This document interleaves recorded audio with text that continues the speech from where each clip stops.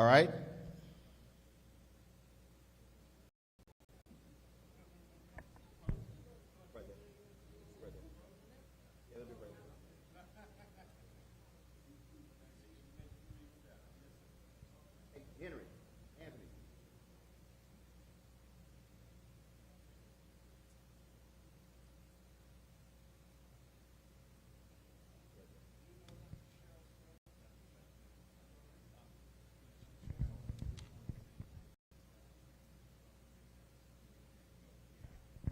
Hey folks, Roland Martin here. We are here in Houston. This is Juneteenth weekend. I want to thank all the folks who are watching on the Black Star Network. We are about to get started. Of course, I'm a native Houstonian. We've always celebrated Juneteenth. This is the second year it's been a federal holiday. The Juneteenth events happening all across. We wanted to have a focus on economics. And so we got some great folks lined up. Entrepreneurs. We got some elected officials as well talking about what's happening on the city, county, state, and federal level to drive opportunities for African Americans. Commissioner Ellis, I just saw him. Where is he? He was over here. All right. So now see, Commissioner Ellis is smart. He doesn't come when the other politicians come. He comes early so he can actually. So Commissioner, go ahead and just take a seat right here because the whole point of this is to talk about what's happening with African Americans economically. And there are a lot of people who out here who talk about reparations. What I keep reminding them that there are literally billions and billions and billions of dollars that are being spent right now that we are not accessing. Federal government spends $560 billion a year on contracts. Black folks get 1.67%. And so you're one of the commissioners in Harris County. What is happening with the county to ensure that black folks are participating economically in the billions being spent? Roland, happy Juneteenth. It's good to see you back home. And Juneteenth is an appropriate time to talk about economic opportunities for black people because some of us still haven't gotten the word that we're free. I see Sonny Messiah out there with the Houston Defender and her husband, Jody Giles. You know, in a lot of ways, we attribute Maynard Jackson in particular with being the father of minority business enterprise programs on the local level. Perrin Mitchell, obviously, on the federal level, with all that he did, former congressman out of Baltimore. In terms of Harris County and Houston, a lot is going on, but not nearly enough. We did get the word a little late.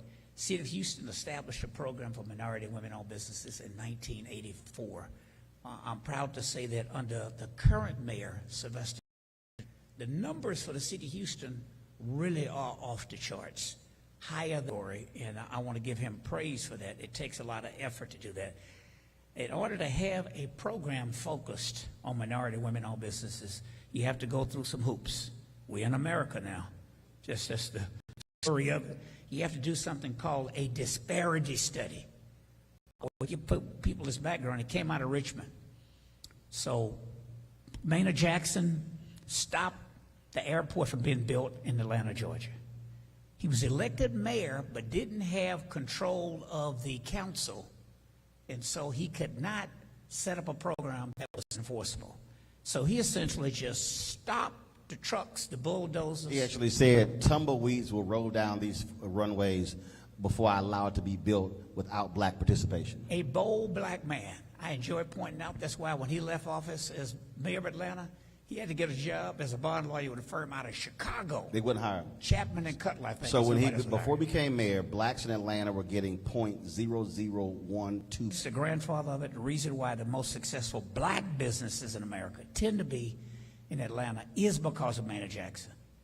Other cities, Detroit, because of Coleman Young and because of automotive industry. New York, because New York is just New York, the financial capital. But cities where we had the political clout first is where businesses went. Along comes Richmond, Virginia. Famous case. Croson case goes to Supreme Court. Peanuts. Might have been for a couple $100,000. Toilet fixtures inside City Hall. In this case, challenging affirmative action programs in the business arena was working its way up. Mayor Maynard Jackson had a nephew, I think his name was Richardson, who was on city council. I remember my mentor, Mickey Leland, had me in Richmond for something. I met with the councilman and said, look, why don't y'all settle this thing? It's like that Bakke case. Remember that one? Yep, when out of California. Yeah, when I was in law school in Texas, we tell people in California, why don't y'all settle it? Don't mess this thing up. for the rest of the country. Of course, if you were in California, you didn't feel that way.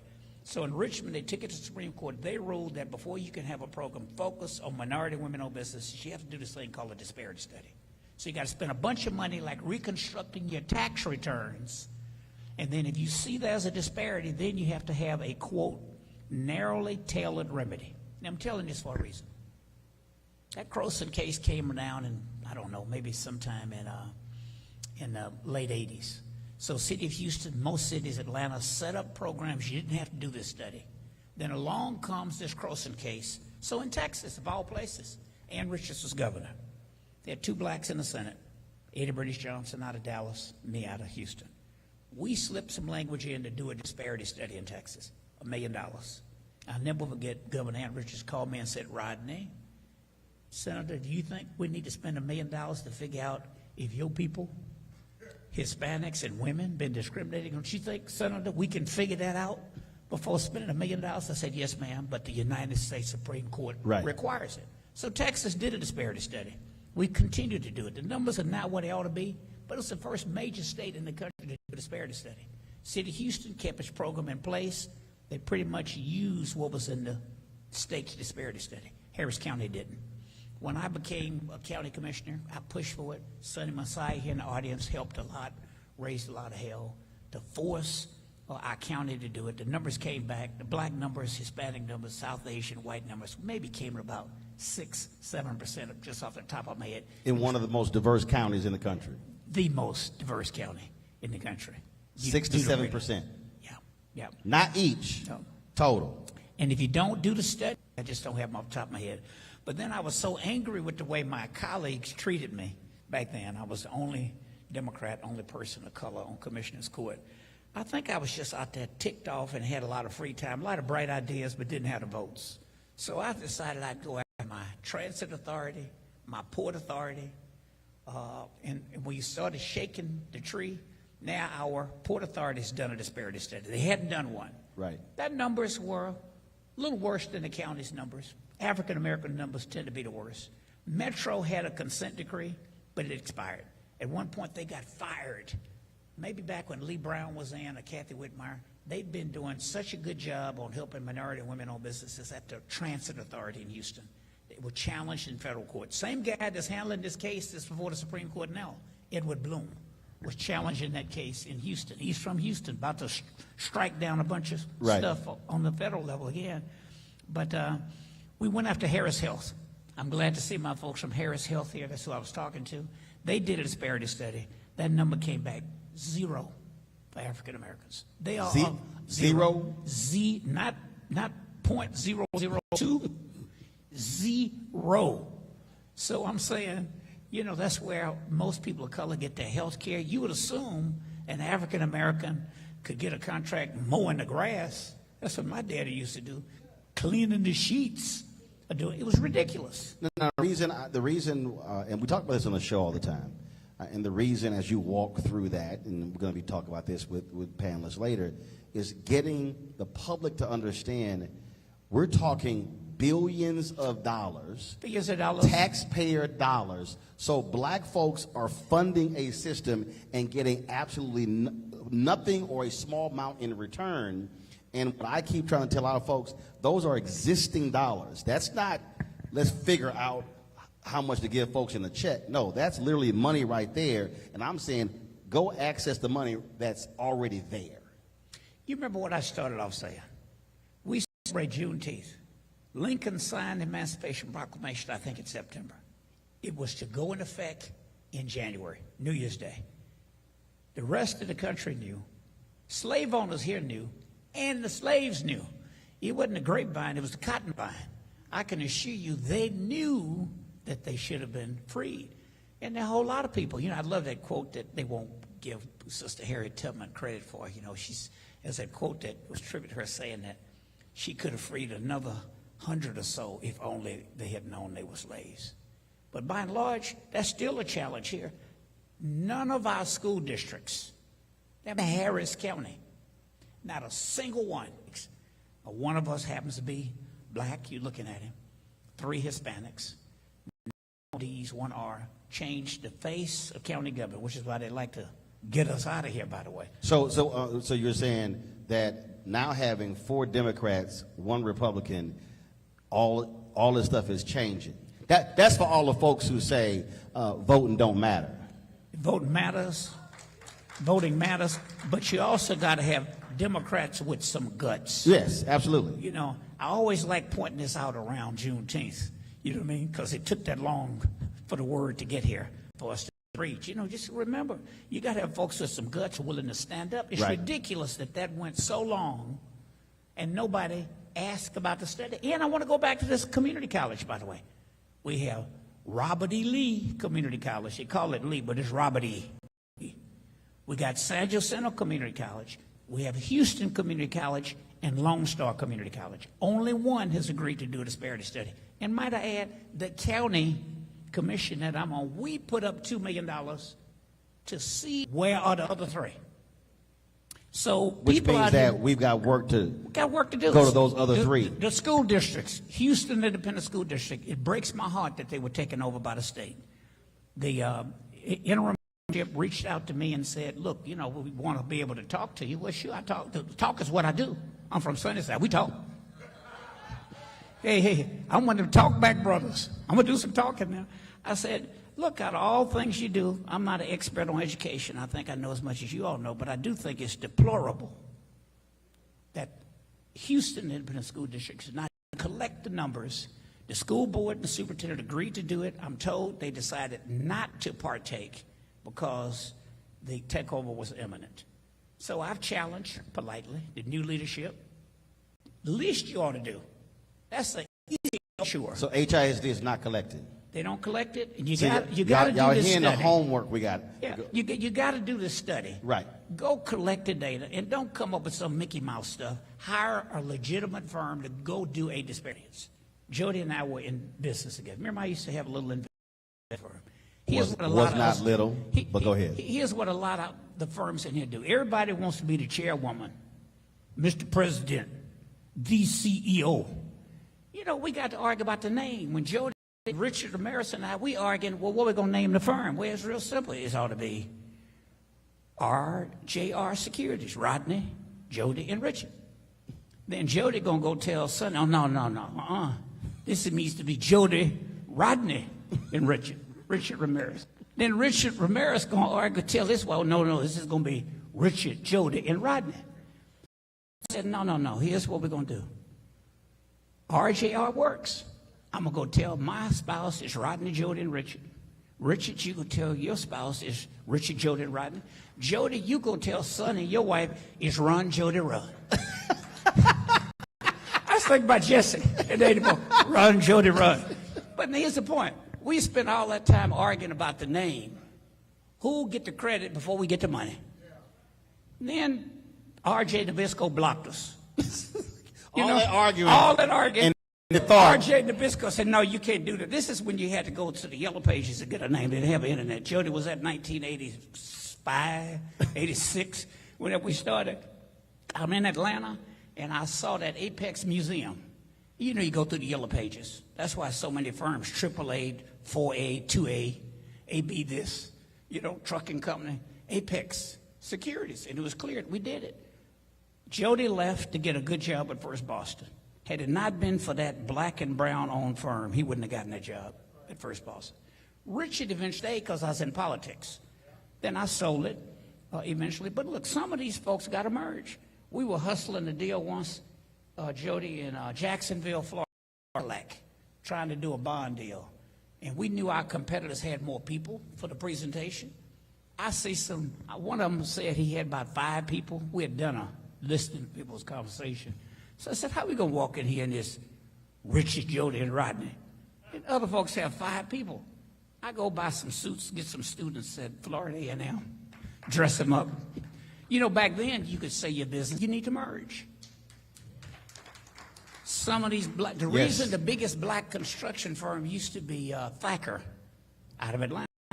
Thacker Construction from Maynard Jackson era at the airport. Merge these firms. Yes. You got to figure out how you. Most people who make money, you know what they do with it, Roland? Spend it. Yep. You got to invest money back in your company. And you got to figure out how you just can't go scale it up overnight. Right. So my point is, in Harris County, that was your question. The county, the port, the transit authority, at least one community college is coming online. Harris Health, I might have mentioned. Missouri City has followed us. Fort Bend County, all setting up programs. And then don't get into this stuff about it's only for people from here. Sometimes when I was in business, they give us enough, thick of us, kind of working our politics, showing up, we black, we brown. They give us bonds at Denver Airport. Damn, they put us out of business. So it's a two-way street. Don't just show up with a pickup truck and a shovel and think, with the politics, we're going to get you a contract, and they're going to take these French cuffs off of me and put on handcuffs because you can't perform. Right. So I just want to mention it's a long way to go. It's a tremendous opportunity. The Biden administration, I want to give them credit. To the extent they can under the law. This case that's coming down, Harvard and University of North Carolina, Yep. That case could go beyond impacting affirmative action in higher education. I was with John in D.C. Talking a couple of days earlier this week. If there's language in there that impacts minority business opportunities, then we could all end up having to go to Webb, California. Then you go do other things. You do outreach. But here in Harris County, it's a golden opportunity. I want to encourage your listeners, open up a shop. Richard and Jody and I had to do business in other cities because I had conflicts as a council member. Couldn't do business with the city. Had conflicts with the state. I had to go to other cities. And I want to tell people here, if somebody comes into Houston from Detroit, we did business in Detroit. We did business in Chicago. It's okay. We had to open offices up.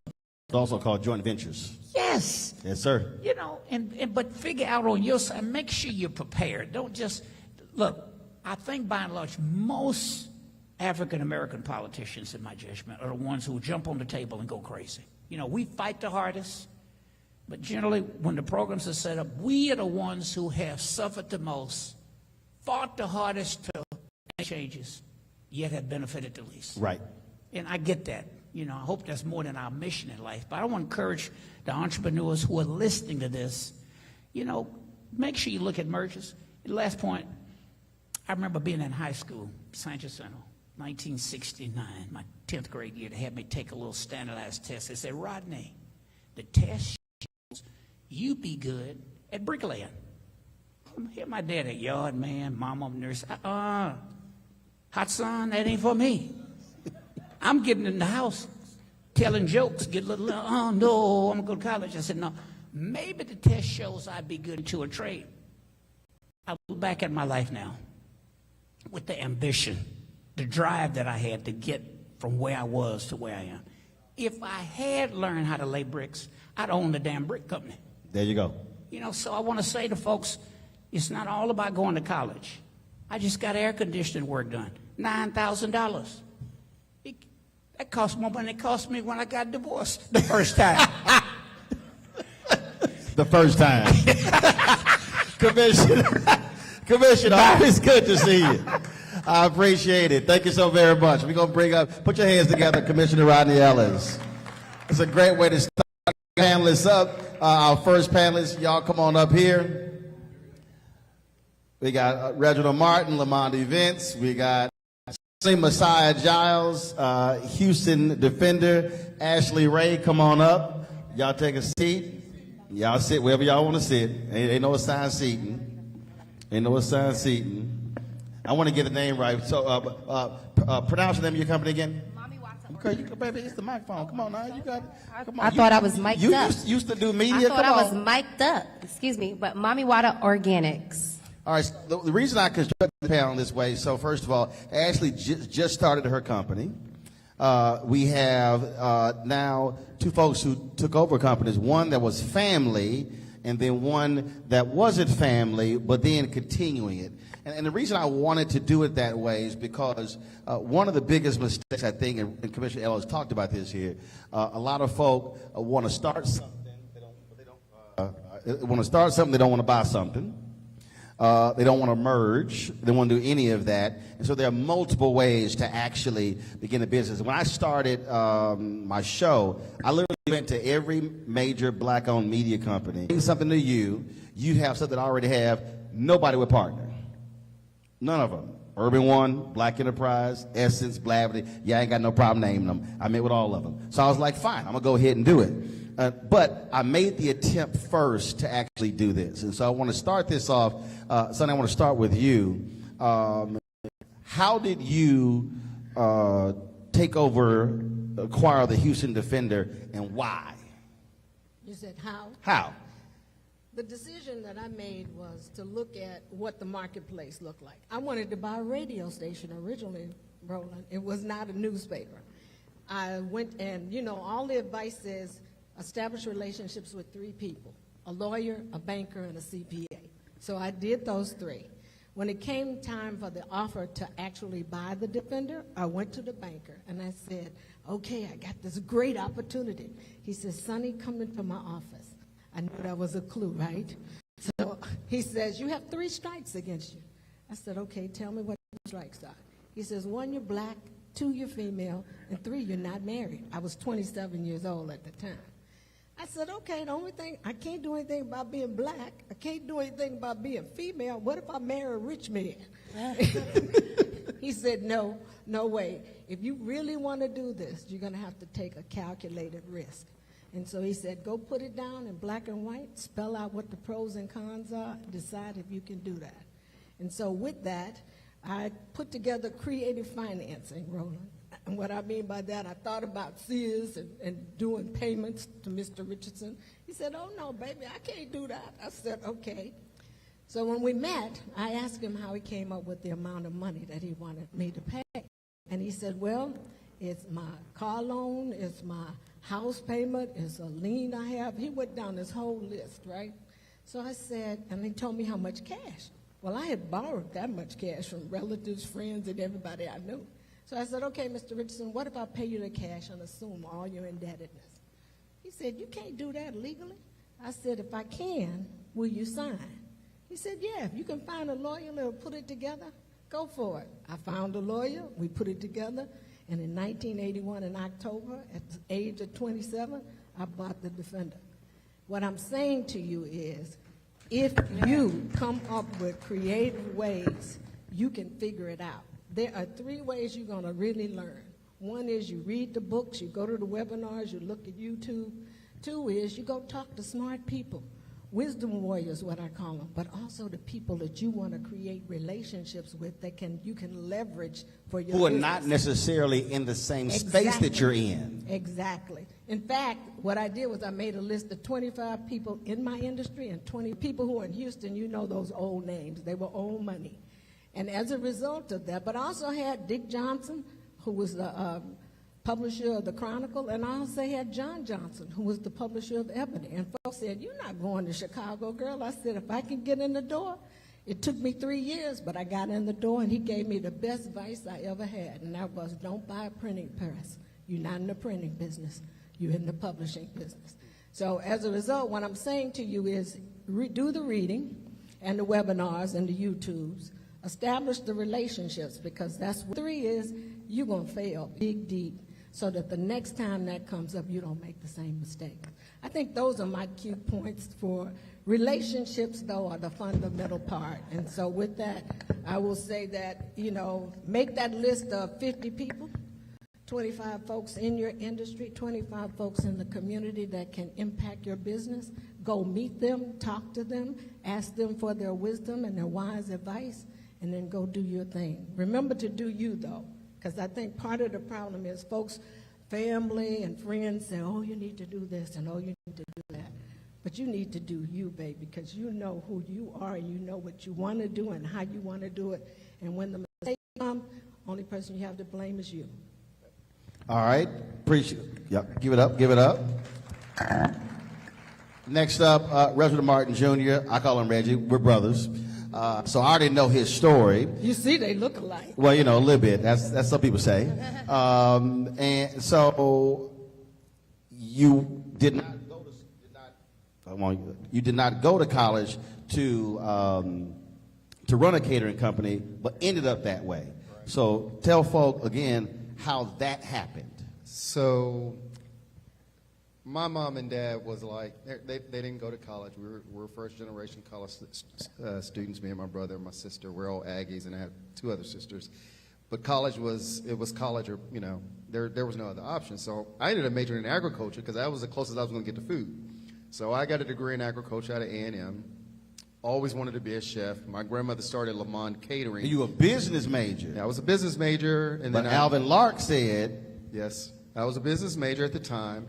I was one of probably 4,000 students in that program. And then Dr. Alvin Lark, who ended up being one of my mentors, an alpha there, was like, look, you want to be in business? Why don't you come over to the agribusiness side? So there's another pathway to get to where you want to get to, but with more hands-on relationships with both your mentors, with your professors. So I switched majors from business to agribusiness. My first job out of A&M was with DuPont Chemicals. So I got a chance to go work for this Fortune 500 company. hold on, before you go there, I want to go back to again. Yes. Something Lark said. A lot of black folks who were there were like, I am not majoring in no damn agriculture. But he said, it's a whole lot of money and few of us. That's true. And so to that point, obviously, it was probably my first step as, one, we were 700 black students out of about 36,000, right, back in 1986, 87. Now, if that's 700 plus out of 36,000, imagine how many blacks was in the agriculture department. I was probably like 5 out of about 1,000. When I got my first job in DuPont agriculture business, there were only 30 black sales reps in the entire country.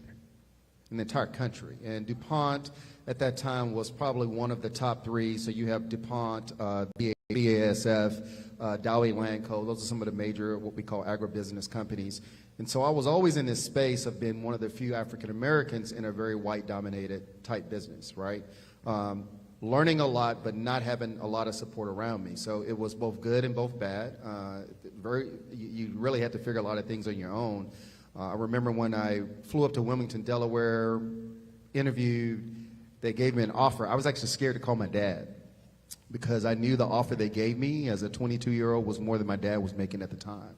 And my dad was a union guy. He worked in the railroad. And as far as I was concerned, he had really a good job. You know, it's blue collar. Commissioner Ellis was talking about there's other pathways to supporting your family and having great jobs. And I thought he had a good job. And then I realized when they gave me my offer, I was like, that's more than what my dad and my mom makes. And it was a weird dynamic because my parents are always supportive. My first offer was not what he was making. My first offer was half of what they were paying his ass. What was the first offer? So the first offer was I think about $32,000 plus company car, plus expense account, all that stuff. So Mine was $20,000 before I take the job. They gave me the $22,000, but yes.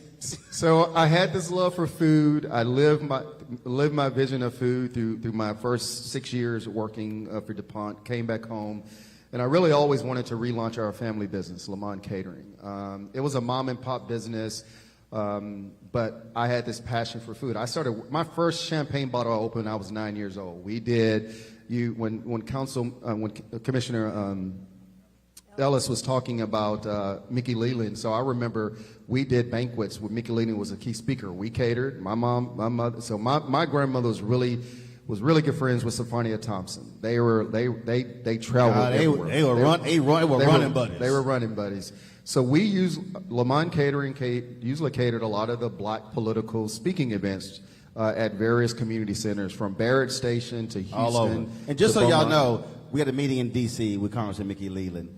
I was at Texas A&M, and there was 2 other black guys with us, and I was like, listen, we go into the meeting, y'all shut the hell up. I got this. One, he went to Wheatley. I went to Yates. Let me tell about, yeah. And so I walk in, and so we start trash talking Yates and Wheatley. And then I said, Imelda Lamont was my grandmother. Oh, man, I love her food. He started going on. That's why I said, I just need y'all to shut up. We got this. I said, that's going to set the meeting up. So, yeah, but the whole point is utilizing the family relationships, no matter what Sonny was talking about, relationships, how it can impact. And those are relationships in the black community, right? And so fast forward, my wife and I get married, and she marries into this business. She's a Rice graduate, so her and I run the company now, Lamont Kitchen. She the black sheep family. She a Rice graduate. We love you, Miranda. We got 5 Texas A&M graduates in the family. But go ahead. So 2 years into our marriage, we get this opportunity, and this really defined us because this was 20 plus years ago. Not who we are today, but 20 plus years ago. Rice University comes to us and they say, there's this place, this venue called the Baker Institute. So Secretary of State James Baker, his Public Policy Institute is at Rice University. And the 2 trustees who are on this planning event, says, we want to do something different. Now, keep in mind in Houston at that time, not today, I want you to think 20 years ago, catering was all out of people's homes. Catering is not what you see now. There were 2 firms in Houston that were real caterers, Jackson Hicks and Benny Farrell's. So Benny Farrell's was the African-American firm. It was Jackson Hicks that did everything else, right? That's the only 2 you would ever use to do a seated dinner for 900 plus people with the Vice President of the United States, Cheney, as a keynote speaker. So they asked us to come in, do a tasting, and I'm like, okay, right, whatever, we're going to do this tasting. Okay, we do a tasting.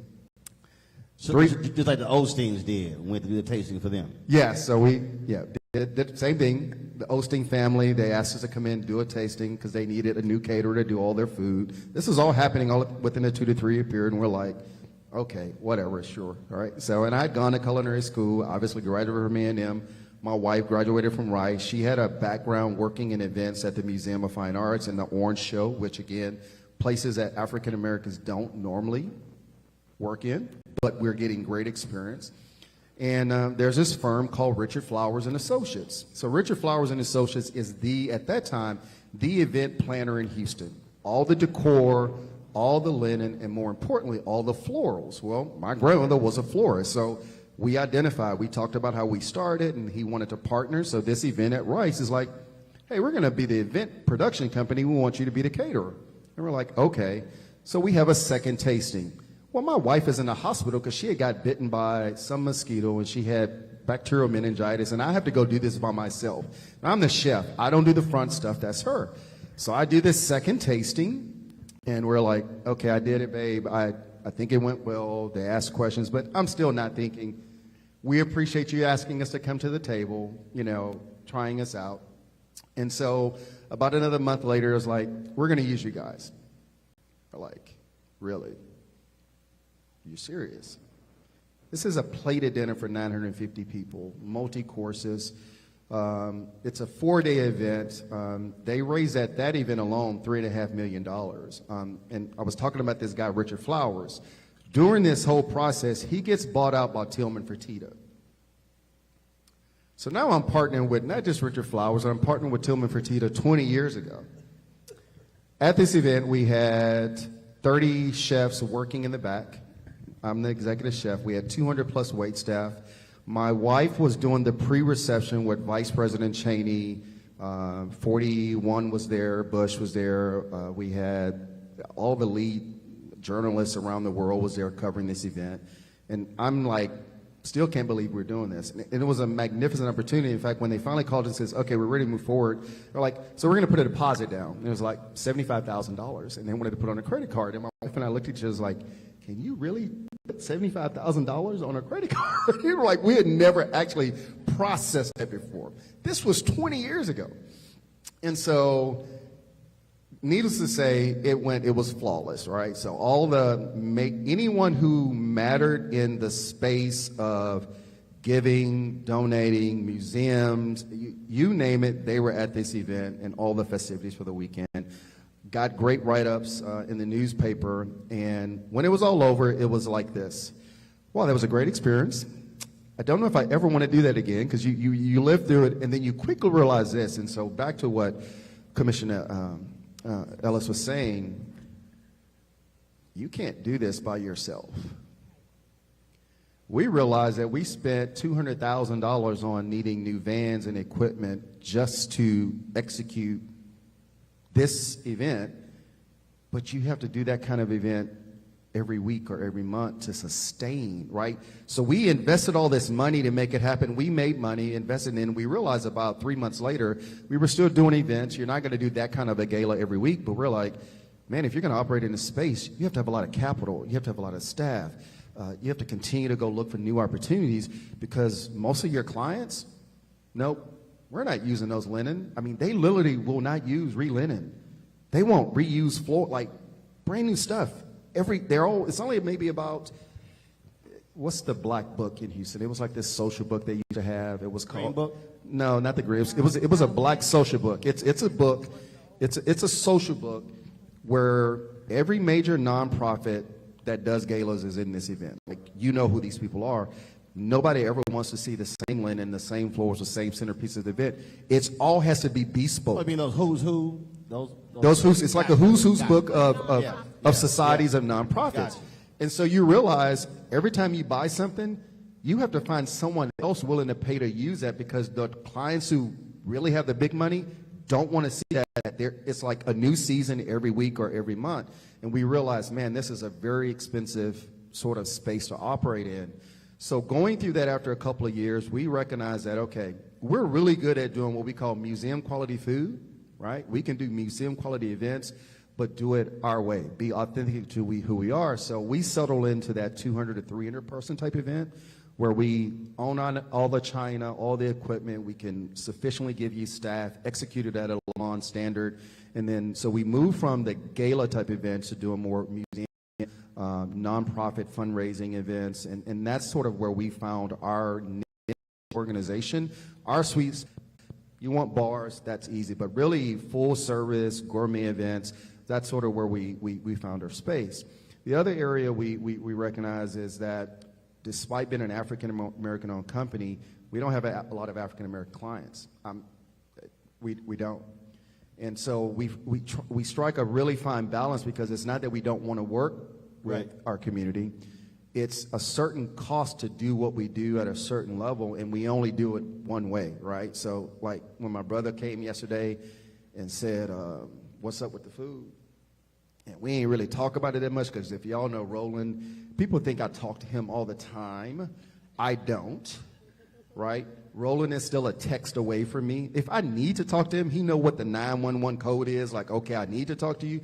But people think that I can just get him on my phone, and it really doesn't work that way. Sometimes I got to call his assistant just like everybody else if I got to book him. So he come into town, Brenda.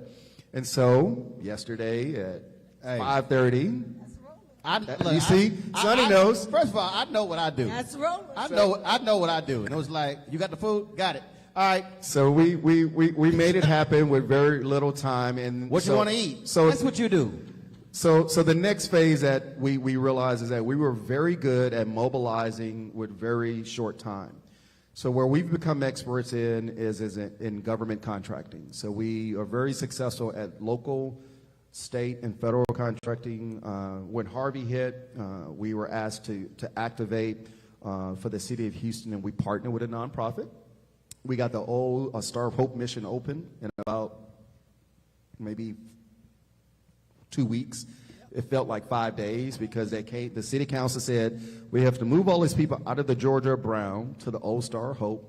300 homeless, like the worst of the worst in terms of they didn't have an ability to go rent apartments because they didn't have credit. So they didn't have a place to place them, but they needed to get them out of the Georgia Brown. And they said, Lamont, will you partner with this company? We need 3 meals a day, 300 residents. It starts in 2 days. Okay, gotcha. Isn't that why it's so important, those contracts that Rodney Ellis Yes. was talking about? That would not have happened if there had been some kind of commitment to MWBE. Exactly. So that's an example. So when you think about how we grow our businesses, where are African Americans going to be able to grow their businesses? That's where all the law bunches of money is. That it is in government contracts. It's partnering with nonprofits. But I am going to say this, and this I was the hallelujah chorus over here. Hey, can we share this bigger pie together? Right. We're going to keep getting these little small crumbs and these little small slices.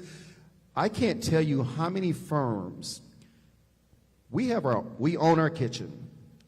We have all the trucks and a food truck and a liquor license.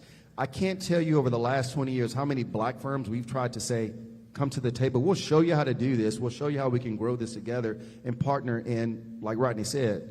But it's just like I started when I said, I literally went to all of these folks, and it was kind of like, I'm doing what none of y'all are doing, and none wanted to partner, and it was just the absolute dumbest thing. And when you're talking about scale, I use the example of John H. Johnson. You're not going to, in this day, you're not going to launch an Ebony, first of all, a Negro Digest, an Ebony and Jet, and you're going to run it for 65 years, and you're going to grow. Dog won't hunt anymore. It's not going to happen. And guess what happened? John H. Johnson said no to radio. Bob Johnson went to John H. Johnson, wasn't interested. And here's the reality. When John H. Johnson died, the company was not positioned for the future. And yes, it still exists, but it is nothing like what it was. It's gone through now numerous owners because they were not preparing for the next thing. And that's the thing. So I'm going to finish this one, and I know it's because to your point. So after 20 years, my wife and I were like, how do we partner? So 4 years ago, Hobby Airport came up. Many of you know Hobby, and there's been a lot of legal battles in the news. Yes. Oh, no, Papas, not for Tita. Papas. We were on 3 different teams at Hobby. Started 4 years ago because we knew maybe catering in the future, but being professionals in this business, food service and contracts is what we do. So we were fortunate enough in January, we were awarded one of those contracts that he mentioned. And so we'll have a restaurant at Hobby Airport. It's a branded restaurant. We're going to run a Jersey Mike's at Hobby. So here's the lesson. I tell you this is my one last lesson in the pitch, is that they asked us, one company asked us 3 times to put a Le Mans kitchen. And I said, no, I'm not putting a Le Mans kitchen. You go get me a national brand. We're only going to run, my wife and I both, we only want a national brand. Why? I only need one national brand that I can replicate that brand at other airports. I can put them on the street. It's hard taking your own brand trying to replicate. It's almost impossible. Like, there may not be a Le Mans kitchen 20 years from now, but there's going to be a Le Mans corporation that has interest in other businesses. So we have a Jersey Mike's coming our way. It's like lightning in a bottle. After Mayor Turner, who was actually on his way, we're going to have a conversation with the owner of the Turkey Leg Hut. Yes. And that's going to be, the purpose of that conversation is a case study. How to walk through, how do they do what they do? But what they have done is absolutely rare. It is. And a lot of people say, if I want a restaurant, you don't understand how that whole concept works. It's just rare. It's just rare. It is rare. It's It really is. God, I want to actually, because we met, you were doing media stuff in New York. Yes, You were working with 50 Cent in G Unit. This is 50. I have a media background since I was 13 years old, but in New York City, I was on-camera personality since I was 18 years old. And that's how we met. We were talking. You moved down to Houston. You were still trying to do media and stuff along those lines. Then last time I was here, you said, "Hey, I'm starting this organic company, organic items," and I was like, "Girl, what you doing?" He was. So I want you to talk about what was that pivot when you said, you know, I did that for a while, but now I need to go here. I want to do this here. What happened? You know what's so funny is I think that there wasn't a pivot as a trajectory, because right now I'm sitting here and my goal is to tell you guys about my company, and I don't think I would be able to do it if I wasn't Ashley Ray, who sat and was able to explain or talk about things prior to. But I've been a media personality almost my entire life. Mami Wada Organics was started in my kitchen. In 2016, I put myself on a challenge to learn something new once a month, to focus on something. I learned ASL, but one of the things that I learned was Ayurvedics and medicinal plants. I got Ayurvedic certified on Groupon. We ain't talking about weed. We ain't talking about those companies. Honestly, part of how I learned... Just checking. Yes, actually. Part of how I learned how to do extractions was I started with bud first, if I'm being completely honest with you. Because it is the same process for taking the medicine from plants. It's the same exact thing. But after learning that, a couple years later, I was in a space where I just was not healthy. But I just was not in a good space. Girl, that's a lot. Right? And nowadays. But so in 2018, I went back to what I learned in 2016, and I said, let's expand upon that. My hair's falling out. How do I get that to grow without using products that are on shelves that have chemicals in them? So I started learning about hair products. I started learning about our Koji skin salt is for skin brightening. But I will tell you, so when I first started, I said, let's start with weight loss. Right? So my first product is the Goddess Elixir. At the time, my blood pressure was very high. My doctor had put me on blood pressure medicine.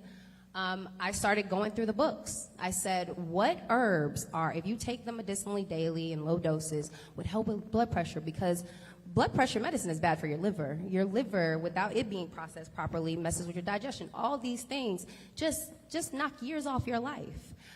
So the goal was to cleanse my liver, and vein, it was to lose weight for on camera. So when I started looking at the right plants and fenugreek and learning about what turmeric does when you do, and also dosing. I'm currently in class for medicinal medicine at Cornell, and hopefully by the time we launch 8/4, I will be done with that class. But I came up with a tea mix first, and that product, I took it for 21 days at first. I started, in that first time, I lost 17 pounds in the first 21 days of using it. Sign me up. Yeah, right? But that's not the only thing that happened. I had gone to the doctor previously before that and found out that my blood pressure was going high. They put me on a blood pressure medicine, and that, I no longer take that medicine. Because of the Goddess Elixir. So once the weight started to fall off, within 5 months, I lost 60 pounds. I also I had made a 180 lifestyle change as well, which is what we teach you. What MWO, I teach people what I learned, basically.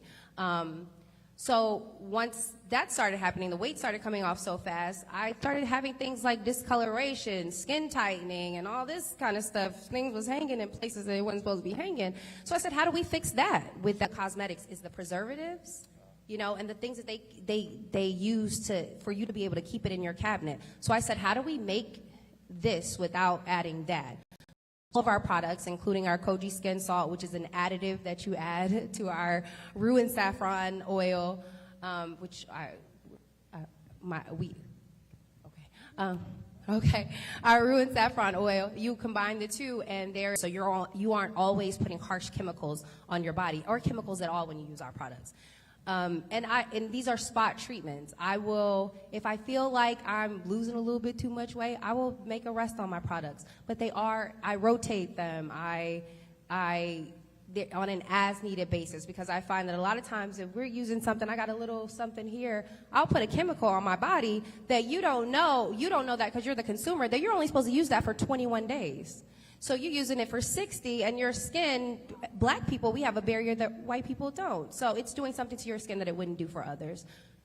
So that's basically the basis of my business. We have 16 products total. We're going to launch with 4 on August 4th of this year. And I can't even believe that Roland, I have no idea. He called me and said on Tuesday, you want to do a panel? I was like, okay. He sent me the flyer last night. I hyperventilated for a little while, but I showed up. I'm here now. I also want to know who is the bad one? What do you mean? Of the two of y'all. My goodness. Who was the troublemaker? Oh, That's easy. That's I not thought even so. A, I just trust was, me, I Ashley. didn't, okay. Ashley, that wasn't even a question. Trust me. That's easy. That's easy. I ain't got no problem with trouble. I will say, though, I was lured to Houston by a nonprofit and a entrepreneur coming up on his 10-year anniversary for his small business here, and he's barely 30. He's in his lower 30s. So that just tells you what a business can do here in Texas, and he's thriving. He's on his third business, actually. Serial entrepreneur. So I got to see just the network and the community of people here and black business owners here, how they support each other. And I'm learning a lot, and I'm super humbled to be here. See, the thing is, first I'll give it up for Ashley. So when I was talking about doing something this year, and this is actually a precursor to something that's going to be happening next year, which we'll talk about when the mayor comes here. I wanted to focus. The reason I wanted to be on economics is because when I look at all these other events, and I get all these emails and everything, I keep saying, where's the money? And not just where's the money, all of these events that are happening, and a lot of these events, I then go, are black folks benefiting? So a lot of times we go to CEOs Thursday in Clearwater, and they say, well, they'll transfer you back, and she said no. And so, and again, if you ask me the keynote, you don't know what the hell I'm going to say. And I literally said, I don't know how y'all could be meeting here, but black CDFI CEOs. I said, and y'all didn't attempt to find a black limo company. And it's a consciousness, if you will, when you begin to say who are actually benefiting.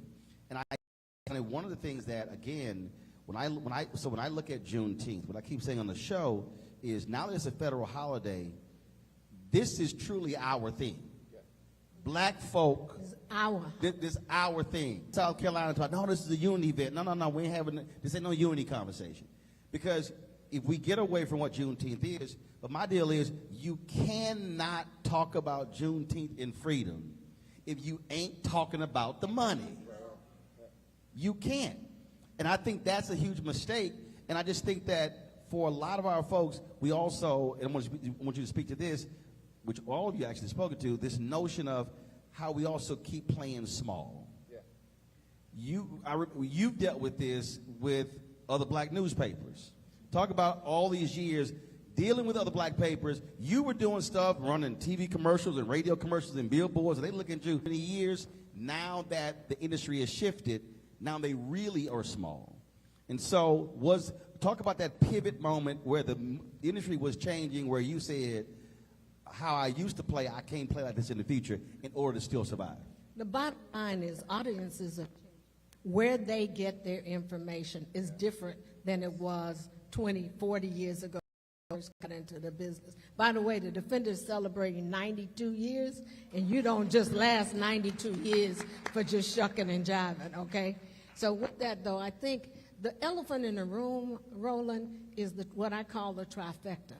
Black people doing business, talk about public and private sector, but black folks, you got to do business with black people, because those are the people who are employing black people. Two is the public and private sector. You heard Commissioner Ellis talk about the public sector and the fact that Harris Health is at 0%. Port of Houston is at 5%. Metro is at 3%. And I may have the percentages wrong, but when you add all of them up, it's less than 6%. So my point being is that we as a community, you flip to the private sector. In the Wall Street Journal yesterday, you know, Byron Lewis was on his church, and they were writing an editorial about the big... About Byron Allen. Right. Byron Lewis for some reason. I got you. Byron Allen, there was an editorial in the Wall Street Journal about the Big Mac attack, in which he is personally attacking McDonald's for $10 million lawsuit. And in some cases, it's really self-serving, but when you flip the switch, what you do speaks louder than what you say. And I think corporate America has to step up and look at, if black folks are doing a certain percentage of volume of your profit margin or your bottom line, you should be doing that percentage of business with elephant in the room. The other flip side of that is our tax dollars. You pay taxes. What's happening to your tax dollars? They're not even spending money with your people. There you go. go. The question becomes, how do we as a community, and I don't have the answer, but God knows, if before I close my eyes, somebody can come up with an answer, I'll be right there with them. How do we as a community leverage what we have, our tax dollars, our consumer dollars, in a way that we get the recognition from these corporate, both public and private sector entities, to say we deserve our fair share of those dollars? Well, again, I think one of the things what you talked about there, and we literally just agreed to this, for the last 2 years, we have been in negotiation, in discussion, numerous with McDonald's. Last week, we agreed to a 3-year deal. There you go. They're doing it. And we are in conversations with Procter & Gamble. There are other companies as well. And the thing what you laid out is literally the combination that this is how we can access people. We go on and on. And then I then say, when I'm seeing your ads on, it's a perfect example. We did a deal with Novo Nordisk an obesity special in December. White media. I hit them and I said, Who has more diabetes than us? precisely. Yeah. So one of the brother with them hit me back, and they were like, well, when I saw the line, I knew it came from an agency. It's about scale and reaching customers. I was like, well, first of all, ain't nobody got more diabetes than black people. Right. And then the comment was, well, you can. He certainly can reach out to our agency. I'm just saying that really wasn't a quite answer I wanted to receive, but then I said, well, I know exactly who their agency is, and we're going to have that conversation. We have a generation of people today who literally are afraid to challenge, who literally are afraid to say, look, y'all spending money. Now, we could what they say, primary conversation, or we can have a rough conversation. But we also, Roland, have to be careful of people using other people as though they're doing something in the community. Right. Because they'll pick off one or two of us. Oh, absolutely. And say, hey, y'all, look what we're doing in the black And we community. gotta be willing to also call out those one or two when they're fronting. And so, and I just think that where we are right now, post George Floyd. Yes. You and I were having a conversation last night. I was going to comment about that. There were corporations pledged anywhere from 30 to 300 billion, and I warn folk, don't let that become a press release. At a meeting with General Motors, their then CMO Deborah Wall, I said, let me explain something to y'all. I ain't praising y'all for a press release. I'm gonna praise you for direct deposits. So to Roland's point, and I really can't stress, you really have to take the words Commissioner Ellis said earlier, is that we can do all this work. We can make all this sacrifice. We can create all this opportunity. Strategic about our partnerships, understanding how we need to be prepared to do those contracts. And so I was fortunate enough to be in some conversations with Starbucks about 6 months ago. They have one of these commitments to spend, they want to get to $1.5 billion annually with people of color. They spend about half of that right now. And in my initial conversations, I met the first couple of times and I said, well, you all don't franchise Starbucks. So, I don't know too many black companies that grow coffee, like the beans. We don't make the. So they kept asking me to come back and asking me to come back because this was a supplier opportunity to basically run one of their big opportunity. And I kept saying, I don't think we're ready to scale. And they kept saying, no, we want you to keep, they wanted me to bid this process. And I'm glad I did because I learned. It forced me to go find other partners because then I learned that they're not going